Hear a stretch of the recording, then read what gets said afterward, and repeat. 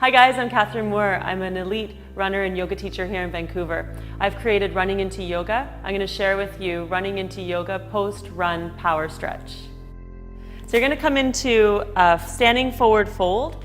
So your feet about hip width distance. Bend your knees and bow over your legs. Especially after a run, you want to bend your knees as much as you can so your belly rests on your thighs. Then relax your head and neck down. We're going to take 3 deep breaths here. As you inhale, create a little bit of space through the spine. And as you exhale, root down through your feet. You can do this with your running shoes on or without your running shoes on. You're going to halfway lift, inhale, and then walk your feet back and come into downward dog. So you have your hands shoulder width apart, and you're going to press your hands down into the earth. And bend your knees in downward dog. You can also bend the elbows just to create some space in the body after the muscles get a little bit tight from running. And then slowly look forward. You're going to step your right foot towards your right thumb. Bring your left knee down to the floor. We'll come into a low lunge position. So the hips get very tight from running. So we're going to take it easy on the hips, move very slowly, and get down low with your hips, but also long with the upper body. Press into the right foot and the back toes, and you're slowly going to come up towards a midway lunge. This might be enough. You can stay here, and then eventually just starting to press down even more to come up towards a high lunge position. You can reach your arms up to get a side body stretch. Spin the left heel down onto the floor, come into warrior 2. So this will help to open up the hips. Also bring a little bit of strength into the leg muscles as well. Stay here and breathe, and then straighten the right leg. Reach the hips back. We'll come into triangle pose. An excellent stretch for your hamstrings after a long run. Take 3 deep breaths through the left side of your body, all through the inner lines of your legs, then all the way up through the fingertips. Press down through your feet. Inhale, bring your arms back up towards center. Move very slow. Then you're going to turn your right toes in, and we'll do a straddle forward fold. Take a deep breath in and exhale slowly, come forward down. You always want to move slowly, especially when we've been contracting the muscles with running. Bend your knees, bring your hands to the earth, and relax your head down. As opposed to getting a deep stretch, think of softening the muscles with your breath.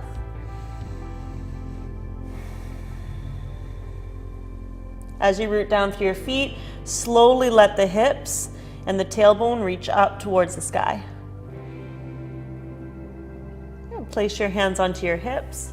Point your elbows up. Draw your belly in. Make sure you keep your belly towards the spine. Bend your knees. Slowly inhale to rise back up. Good. We'll turn on the feet and we'll go to the other side. Bend your back knee. Come down into a low lunge.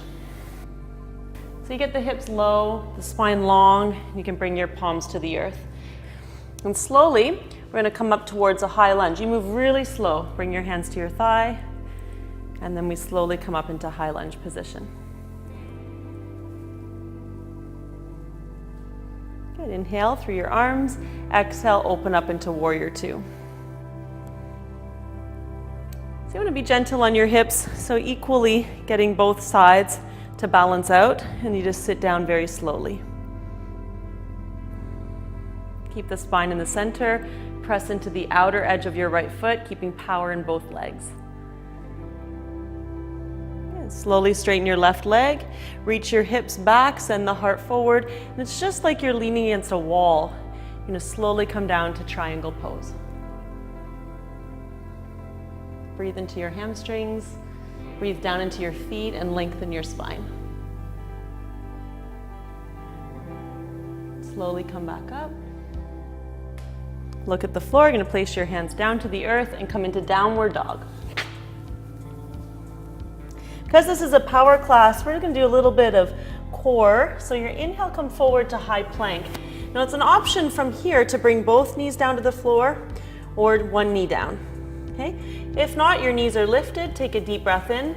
Lift your right leg up off the floor, and as you exhale, bring your right knee to your right tricep and just touch. Inhale, you'll send it back. As you exhale, bring it again to the elbow and touch. You can do this as many times as you like. You can bring it to your forehead as you exhale, touch. Inhale, send it back. And the nice one also is to cross over, bring the right elbow to the left, the right knee to the left elbow touch. Back to high plank, we'll do the other side, inhale. Exhale, left knee to the left tricep touch. Inhale, send it back. Bring the left knee to your forehead, round your spine touch. Inhale, send it back. And then your left knee to the right tricep or elbow touch. Good. Come back to high plank. Bring your knees down to the floor. And then we'll walk your knees up. Separate your knees, bring your big toes together, and we'll come into a saddle position. Now for some of us after a run, the ankles can be really tight. So what you can do is bring your hands forward and just slowly ease your way in. You can do this with your running shoes on or without.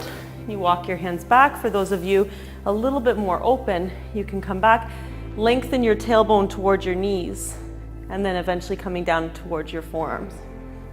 That might be too much, so you can always stay on the hands. You can relax your head back and enjoy 3 deep breaths. Right into the quads, your ankles, your knees. Allow your head to come out last, so you use your hands to support you out. Come forward, and we'll do a hip opening. It's called cow face. You take your right knee forward and place your left knee right up behind it. So you're going to slowly sit your hips down and back. For some of us, your hips aren't going to be level, so you can take your running shoes off and prop yourself up on a running shoe so your hips are even. Let me stay here and breathe right into the IT band and into the hips. And slowly come forward. We can switch sides. Left knee forward, right knee behind. Separate your feet. Take your time as you slowly sit down and back. You might have to move the right heel out to get the left sitting bone to connect down to the earth.